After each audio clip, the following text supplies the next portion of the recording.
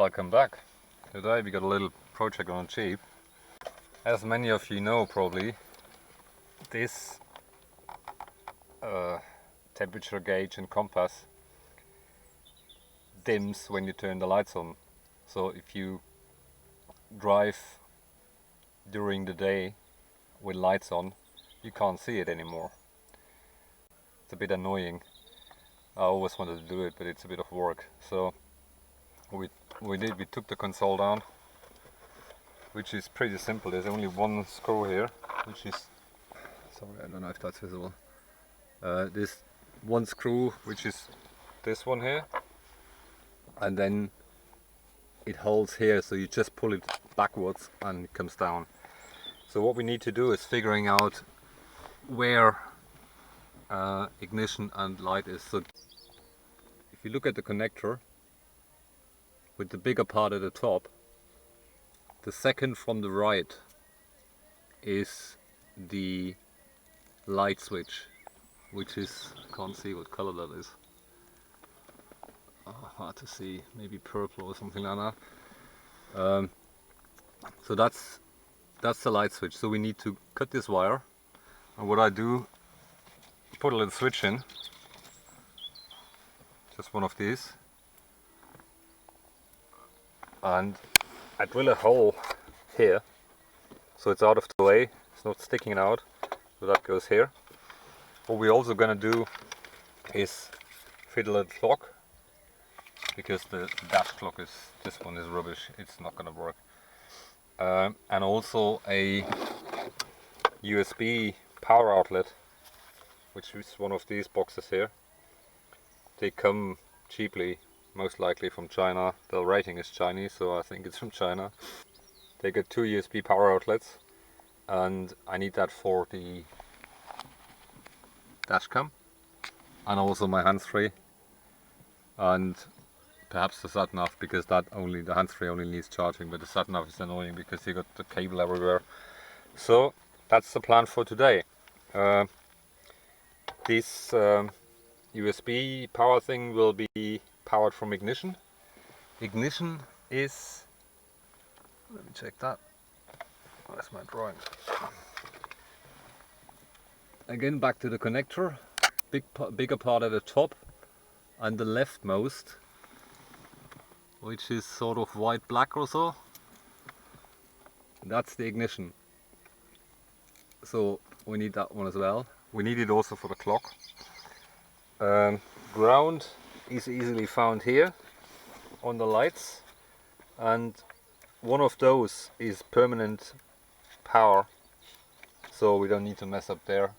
All we need from here is ignition and light switch, because they don't appear here and you can't get behind that. There's a loom going back on the back. So that's the shop for today. So we got everything back together. I need to sort the wires out a little bit, make sure they don't rattle, because that's gonna be annoying. What I'm gonna do, I'm gonna put some insulation tape around those just in case they come together. I used insulated connectors, but there's still a little bit of metal visible, and you can't really see what's going on up there. The ground, I took the ground from here rather than going through the whole wiring. The ground is only for the clock and for this little USB power unit here. That's fixed with some double-sided tape, and that goes well. We got our switch here, and this green lead here is permanent plus. That's for the clock. Otherwise, if you turn the ignition on, the clock starts from 0 or from 1 o'clock or whatever. So that's all working. So what we basically did, we took the ignition signal and the light signal from here. The light signal is switched by this switch, which dims the compass and the thermometer, and also the clock, because that's got a dim input as well. We'll show that later. We we stolen plus from that lights unit here, and the ground from up there. There are 3 screws, and I just took one out and put a lug with a ground lead on there. So let's clean that wiring up and put it back together. Yeah, the USB unit works. You can hear. She's greeting me in Chinese, so it's working. This thing always forgets the language, I don't know, so I just left it. I don't know what it means, most likely fasten seatbelts or something like that. Alright, let's put that back together and we'll give it another shot here.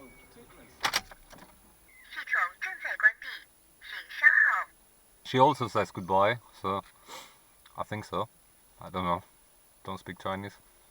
Maybe some Chinese watcher can tell me what it means. So we got everything cable tied. I tied it here. There's no problem with the heat because I'm using LED lights. Saves a lot of power. The original lights, I think the whole lot is about 40 watts, and it will drain your battery if you got the doors open all the time.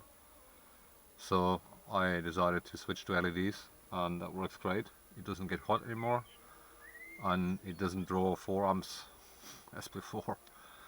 So let's put that back up. Getting it back up is... Getting the thing up is a bit tricky. There's one hook here, and there are 2 hooks here. So it needs to be sliding forward, and then just push it back and pray. It's a bit of a pain. On the other hand, get this screw out, get this screw down as much as possible, because otherwise you're gonna scratch that. That's a 4mm Torx, I think. It's gonna be out all the way, otherwise you don't need to screw it out completely, but just screw it out so it's probably about a thumb width out, and then it should be easy to put that back up. So we're mostly done. I need to make a holder for the clock, but I'm gonna do that tomorrow. So now we got the lights off.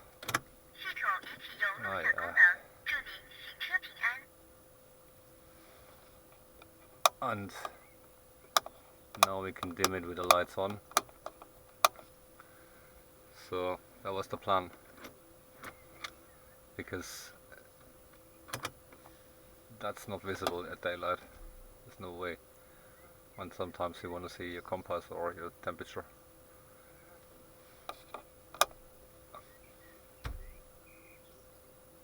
If it's too much at night, just switch it off, but I decided to make a switch rather than just cut the wire.